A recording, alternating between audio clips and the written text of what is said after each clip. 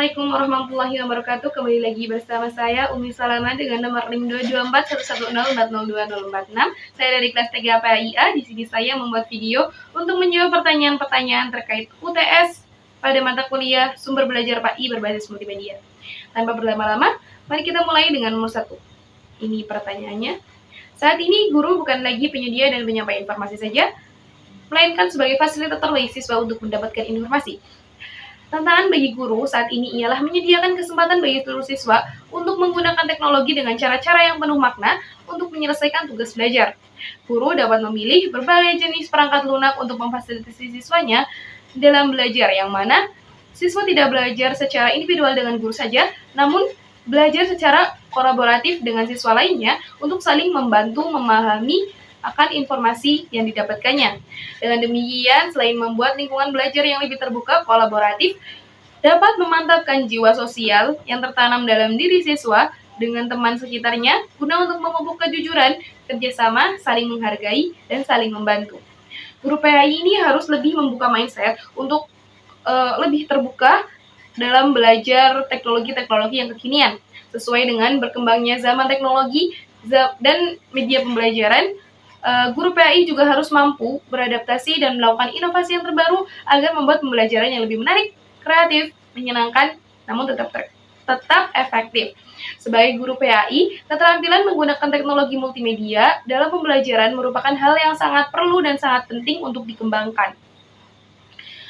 Penggunaan multimedia ini sangat luas, tidak hanya terbatas pada satu bidang studi saja. Guru PAI ini harus berani berinovasi untuk mendesain bahan ajar yang sesuai dan menarik bagi siswanya.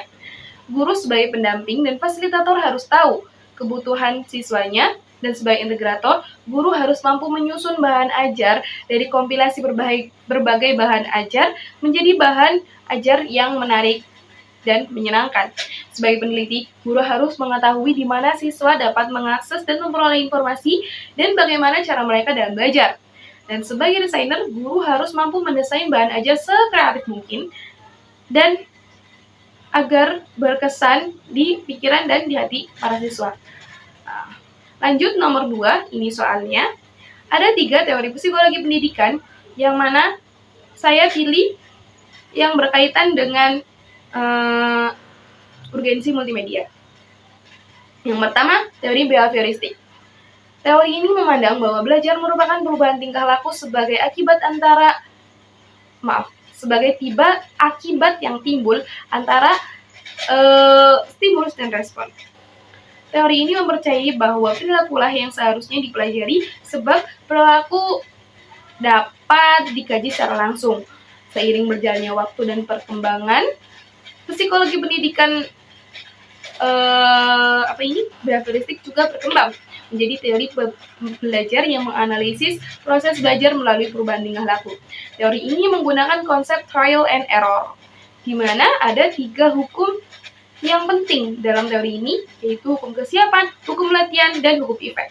Dalam pembelajaran multimedia, teknologi behavioristik ini berperan mulai dari perumusan tujuan, yakni perilaku yang kemudian dirumuskan dalam perilaku yang dikehendaki oleh pengajar atau guru dari proses belajar peserta didik. Yang kedua, teori kognitif, yakni merupakan perubahan persepsi dan pemahaman yang selalu berkembang dan tidak selalu dapat terlihat sebagai tingkah laku yang nampak. Teori belajar kognitif ini menggambarkan bahwa seseorang akan melalui tahapan-tahapan penyesuaian skema kognitif melalui proses asimilasi dan proses akomodasi. Ada 4 tahapan perkembangan teori kognitif, yakni yang pertama, sensori motor, antara rentang waktu 0-2 tahun, tahap pra-operasional antara rentang waktu 2-7 tahun, dan tahap operasional konkret 7-11 tahun, dan terakhir tahap operasional formal lebih dari 11 tahun. Keterkaitannya dengan pembelajaran multimedia adalah belajar kognitif ini lebih berkaitan dengan penataan penyajian materi agar lebih mudah dipahami oleh peserta didik.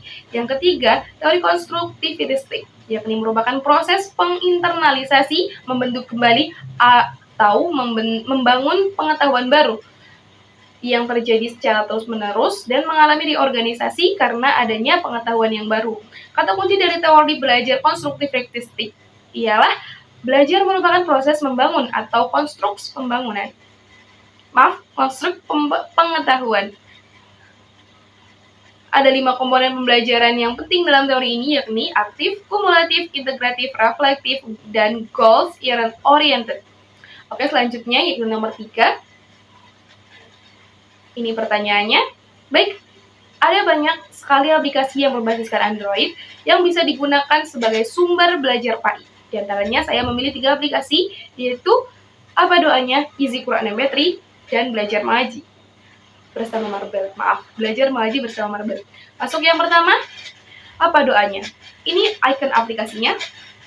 Merupakan aplikasi yang berisikan berbagai macam doa-doa dan zikir-zikir yang memiliki kelebihannya. Di antaranya, dalam aplikasi tersebut terdapat banyak macam doa-doa dan zikir-zikir yang terdiri lebih dari 500 macam, yang mana ini sangat bermanfaat bagi kita semua, khususnya bagi yang ingin mempelajari doa dan menghafalkan doa-doa. Namun ada juga kelemahan daripada aplikasi ini, yaitu pada kolom pencarian, ini harus sesuai namanya dengan yang ada di aplikasi. Jika salah penulisan satu huruf, maka akan susah untuk dicarinya dan tidak ditemukan doa yang kita tujukan.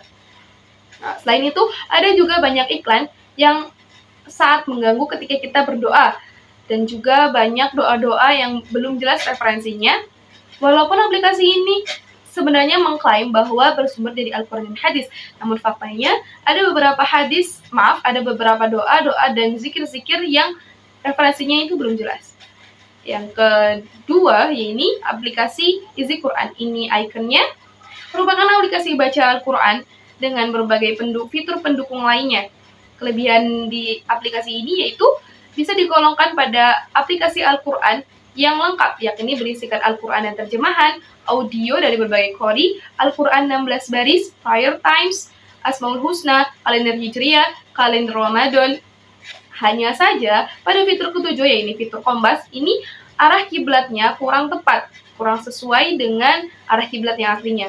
Selain itu, kekurangannya yakni banyak iklan, yang mana iklannya justru iklan-iklan yang kurang pantas dipadukan dengan aplikasi ini, yakni aplikasi Al-Quran.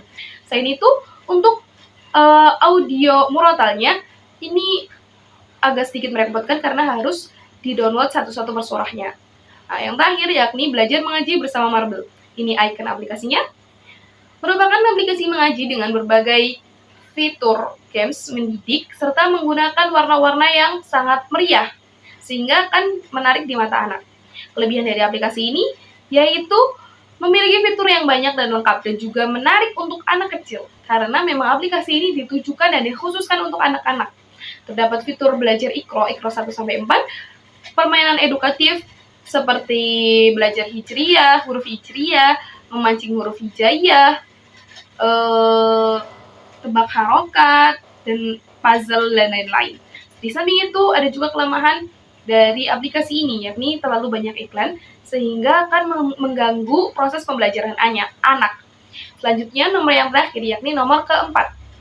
Pertanyaannya ini, dari 3 aplikasi yang saya sebutkan tadi, saya memilih aplikasi Easy Al-Quran MP3 untuk dibahas lebih lanjut mengenai keterkaitannya dengan pembelajaran PAI dan budi pekerti. Aplikasi Easy Quran ini sebenarnya sudah sangat bagus, apalagi ini berkaitan dengan pembelajaran pendidikan agama Islam dan budi pekerti, di mana aplikasi tersebut terdapat Al-Quran yang memiliki 2 pilihan tampilan, yakni yang pertama menggunakan arti dan terjemahannya, dan yang kedua hanya bentuk bacaan seperti lembaran Quran pada biasanya. Pada icon Al-Quran dan terjemah kita dapat memilih mode pembagian pesurahnya maupun per juznya. Selain itu, pada tools Al-Quran dan terjemah ini juga memiliki audio yang mana harus di-download sebelum menggunakan audio murotalnya tadi. Nah, kita bisa memilih suara dari qori siapa yang kita inginkan. Nah, selain Al-Quran, ada juga fitur lain yaitu Asmaul Husna yang telah dilengkapi dengan audionya. Yang mana ketika kita ingin menghafalkannya, kita bisa mudah menghafalkannya karena bisa mendengarkan secara berulang-ulang. Ada juga fitur prayer times, yang mana pada fitur ini kita dapat mengetahui waktu sholat sesuai dengan lokasi yang kita tentukan pada aplikasinya. Nah, di situ juga ada alarm yang mana dapat mengingatkan kita agar sholat tepat waktu. Ada juga fitur lain, yakni kalender Hijriah dan kalender Ramadan, yang mana akan memudahkan kita jika akan berpuasa sunnah di bulan Ramadan.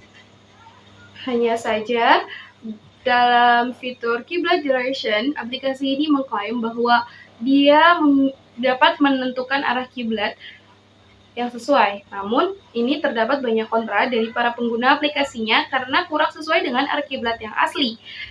Nah, intinya, aplikasi Quran ini sangat bermanfaat sebagai sumber belajar PAI, khususnya untuk belajar Al-Quran, karena sudah dilengkapi dengan terjemahan sehingga akan memudahkan para pembacanya dalam memahami arti dan kandungan dari ayat-ayat Al-Quran yang dibacanya.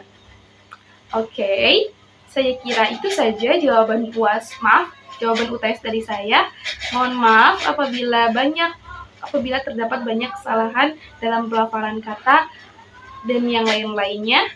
Terima kasih. Wassalamualaikum warahmatullahi wabarakatuh. See you next time. Bye-bye.